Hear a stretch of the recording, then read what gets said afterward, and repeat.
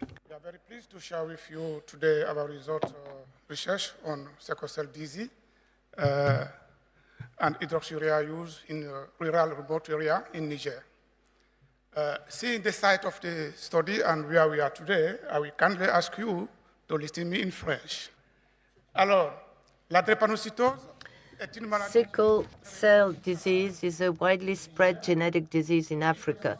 In Niger, 1 out of 10 people has SCD. Patients show repeated painful fits and other complications, the shape of the red blood cells that end up obstructing the blood vessels. Hydroxyurea reduces greatly those complications and improves the prognosis for the patient, but its use in Africa is often restricted to specialized referral centers for sickle cell disease, SCD. In Niger, the use of HU is limited because of the high cost, the cytotoxicity, and the lack of availability or other reasons. In this context, MSF supports the management of SCD in Niger since 2019. The preventive care package of MSF includes prophylactic treatment, clinical laboratory and nutritional follow-up, therapeutic patient education. In February 2026, 3,300 children were already included in the cohort of the children followed in Niger. In 22 and 24, MSF introduced as a pilot program hydroxyurea, HU, for the management of those cases. To date, 70 children are under this treatment. Following the introduction of this pilot treatment, we asked ourselves, what about the feasibility and acceptance of this treatment, and what is the perceived quality of life among children treated with hydroxyurea? Is it improved? And then we wanted to evaluate the frequency of complications in all the children in the cohorts. We did 3 additional studies for that. First, a quantitative prospective study aiming at evaluating the evolution in the quality of life of the children treated with HU. Second study to evaluate feasibility and acceptability of HU treatment in this context. And then a quantitative study that will describe the incidence of complications for the whole cohort. The first 2 study, that's what my presentation is about, because the other one, it's still work in progress. So first study, and then my colleague will tell you about the qualitative study about feasibility and acceptability. Now let's focus on the quality of life of the children. We used a self-assessment questionnaire to evaluate the quality of life with 9 dimensions, 43 items adapted for children. It was administered directly to children under 15 and the parents representing the children aged 2 to 4 years old. Data collection was done at HU initiation at 6 months and 12 months. The respondents had to answer graduated answers on a scale of 0 to 4. And then we did a logic score attribution from 0 to 100. The higher the score, the better the quality of life. The average score, we took the average of the 43 items. Now, the dimensions we assessed for the quality of life, 9 of them. First is pain. We evaluate the frequency and intensity of pain, and it goes all the way to the communication. That is the ability of the patients to talk about their disease with the caregivers and also with their relatives. The results, we had 30 children, 67% were girls. All the children had sickle cell disease, and they had had at least 1 complication in the year prior to the initiation of HU. So quality of life, the score of quality of life, initiation at 6 months, we did note a significant improvement in the quality of life of the children, and it was even more marked at 12 months. You go from a score of 67 to 90 for a maximum value of 100, I remind you. We looked at the various dimensions. As you can see, for pain criteria, the worries of the children, fear, all that was improved, emotions, concerns. But the dimension on the communication of treatment and the daily burden of the treatment, it was improved also, that block, but not as significantly. But of course, when you introduce a new treatment in the follow-up, it makes it a bit more tricky. Donc moi, je vais vous parler de la faisabilité et de l'acceptabilité. Thank you, Fara. I'll be talking about a feasibility and acceptability study which was carried out in Fara, Niger this year, based on semi-directed individual interviews with children aged 9 to 15, their parents for their younger children, healthcare professionals and health authorities.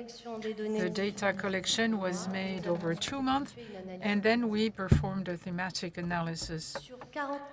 Out of 49 interviews, we could collect data on 22 children who were had 3 years of follow-up in Madarafa, and there were 21 healthcare professionals who also had a 4-year experience with sickle cell disease treatment.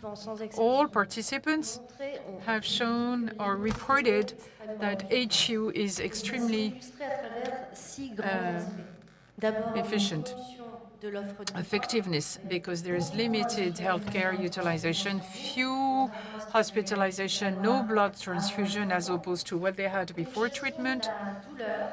Pain management had improved because it was possible to have self-medication and more socialization of these children who could play with their peers and could go to school, which was not possible before.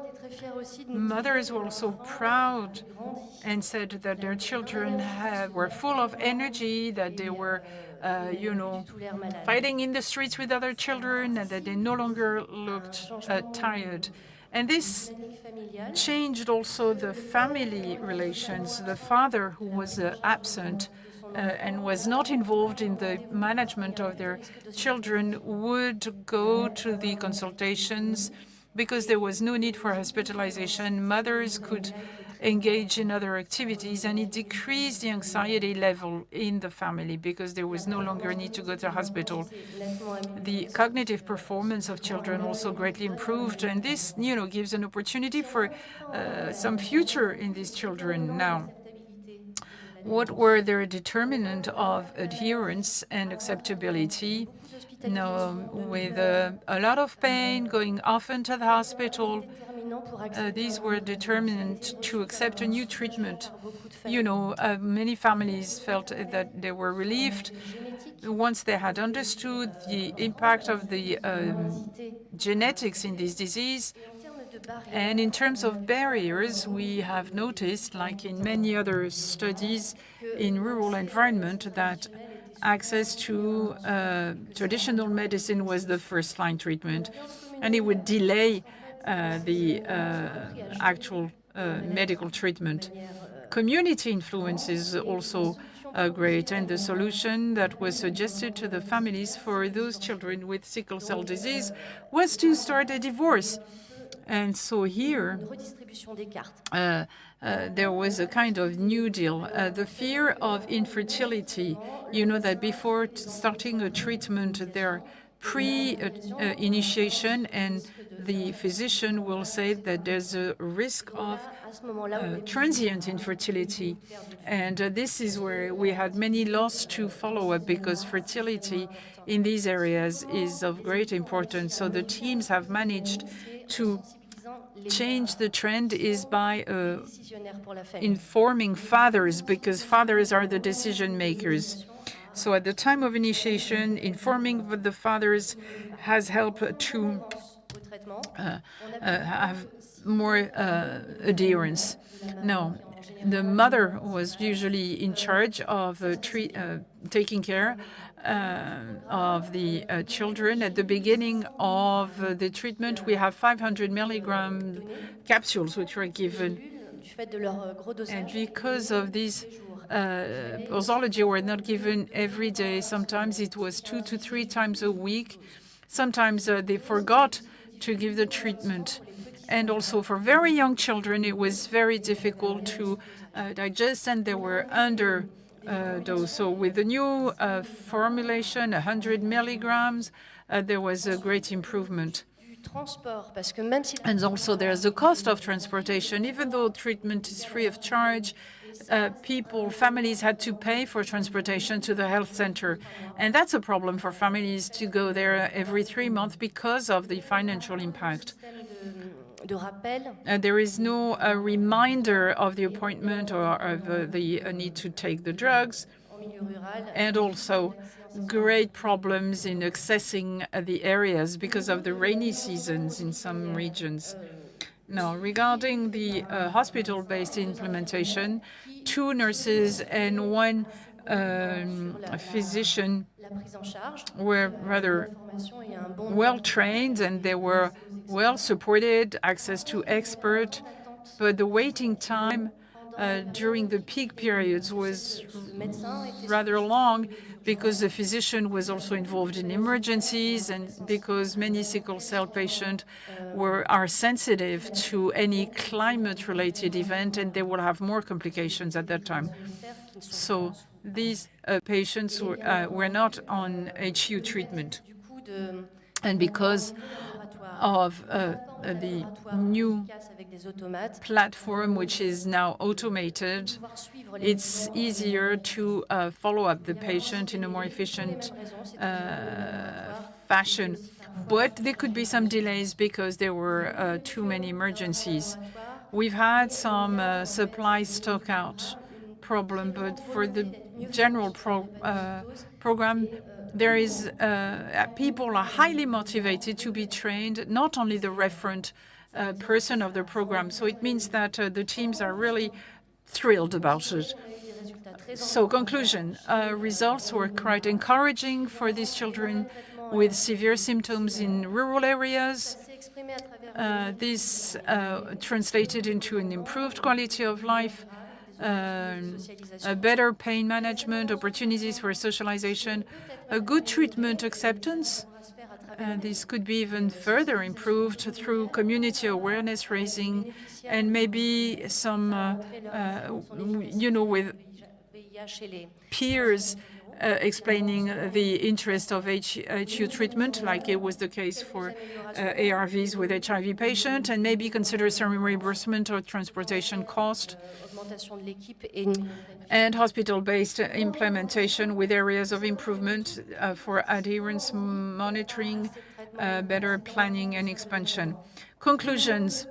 They all want that there should be a wider coverage of treatment for these children. And thanks to the bargaining for affordable prices, we've had some treatment which could cover up to 500 children in Niger.